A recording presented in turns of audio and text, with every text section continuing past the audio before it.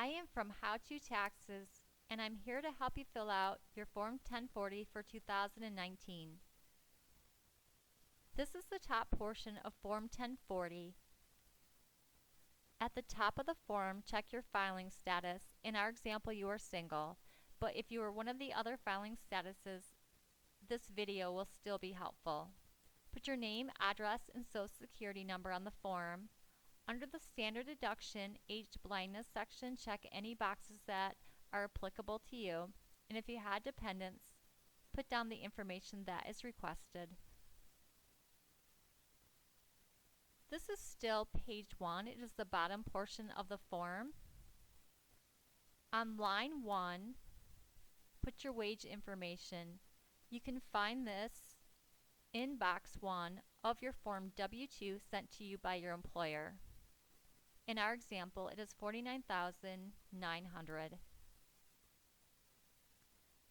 Put your interest on line 2 and your dividends on line 3. The form that the institution reports these on is Form 1099. In our example, you had taxable interest of $100, so that goes on line 2B. Note that if you had interest or dividends of $1,500 or more, you would be required to fill out Schedule B and attach it to your return. Schedule B generally requests that you put the institution and the amount of each interest or dividend. On line 4, put your IRA pension and annuity distributions. These are reported on Form 1099-R from the institution. On line 5A, put your Social Security benefits. Social Security is not always taxable.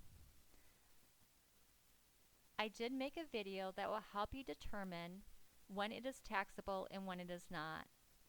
I will attach the link to the bottom of this video and you can refer to it if it will be helpful.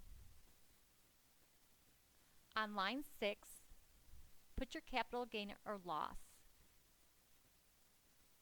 An example of this would be when you sell stock. On line 7A, put any other income that you received during 2019 and also report this on Schedule 1.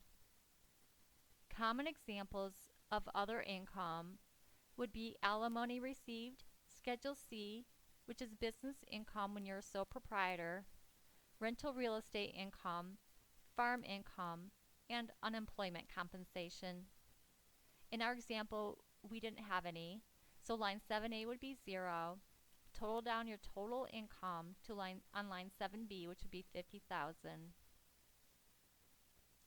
On line 8A, put any adjustments that you had to income and also report these on Schedule 1.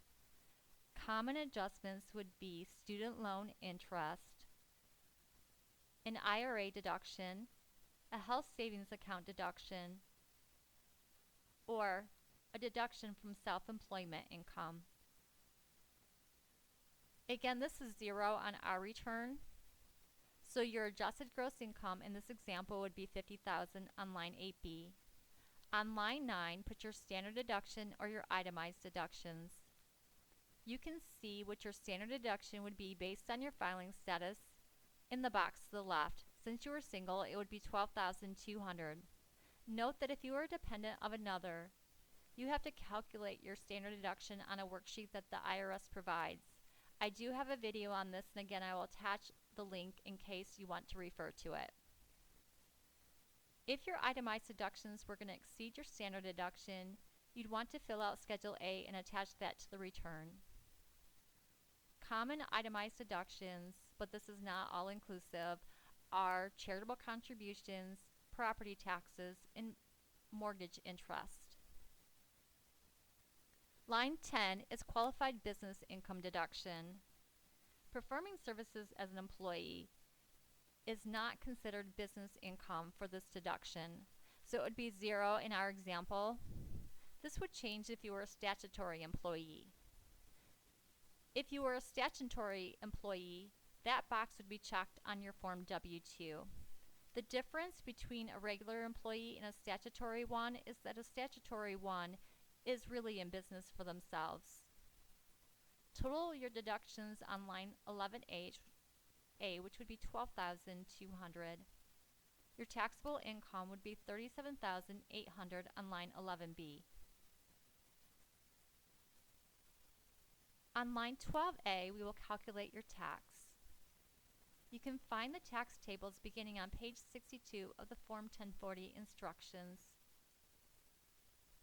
Since you made at least $37,800 but less than $37,850, your tax would be $4,345 since you are single.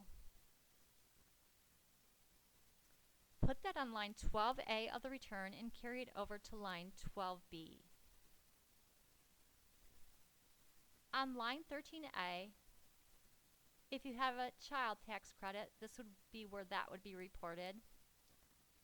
And on line 13B, on Schedule 3, you can find common credits like the credit for child care expenses and the education credit. In this video, I am assuming that you are pursuing an undergraduate degree and going to school full-time. And so on this video, you are claiming the American Opportunity Tax Credit. This video is not meant to be a video on the tax credit, so I am not going through the tests that you would need to meet for each type of credit, but I am including the Form 8863 and the appropriate schedules that you would include on your return if you are claiming the American Opportunity Credit. If you need to pause this video to see it more completely, please do so, but I'm going to go through it quickly, so if you're not claiming this, it's not going to take too long. The American Opportunity Credit is broken down into two parts, the refundable part and the non-refundable part. The non-refundable part goes against your taxes, and the refundable part gets added to your withholding. You will receive a Form 1098-T from your educational institution, and that will help you fill out the questions on Part 3. I have broken the 8863 into parts so that it could be easier viewed on this video, and this part is showing the American Opportunity Credit. Note that if you're being claimed as a dependent on another's return, you cannot take the credit on your return, but it would go on that person's return, the person that is claiming you as a dependent. You also need to include Schedule 3 with the Form 8863, and this shows the non-refundable part. So the non-refundable part is $1,500, and that goes on line 13B. Subtract that from line 12B to come up with $2,845 on line 14 and on line 16. If you had other taxes, these would be reported on line 15. An example of other taxes would be self-employment tax. On line 17, put your federal income tax withheld. You can find this in box 2 of Form W-2 sent to you by your employer. Note that there's also withholding amounts in boxes 4 and 6 for Medicare and Social Security. These do not go on your federal income tax return. In our example, the amount in box 2 was $2,000, so that goes on line 17. Line 18 lists out the refundable credits that you can claim on your return. The very first one is earned income credit. I do have a video on the earned income credit so you can see if you qualify, and I will attach the link at the bottom of this video.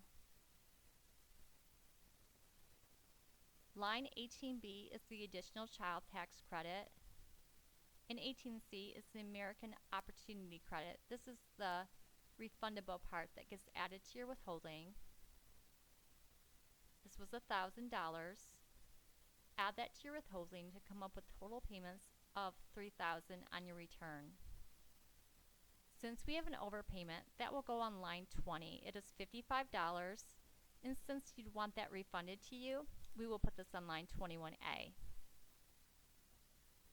If you want it directly deposited into your account, put your routing and account information down and check the type of account that you have. If you don't want it deposited into your account, cross off lines B and D and the IRS will send you a check directly. Note that there's a box to the left of line 21A, and it says to check this if you're attaching Form 8888.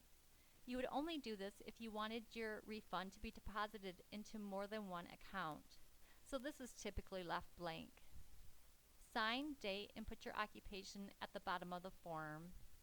I hope this was a helpful overview of taxes. Thank you for watching. I am from How To Taxes. Subscribe for future videos and tax tips.